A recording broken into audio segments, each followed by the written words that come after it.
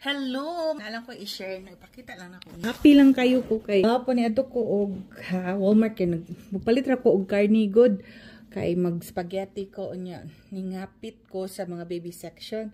Look what I got yesterday. As in, cute kayo. My first time. Palit ko og baby na.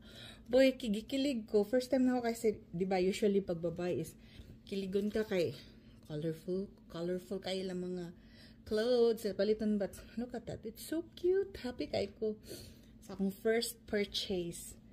Ayan, nya barato rasad ni siya anya, and the cloth, the material is very nice. Look at the baby clothes.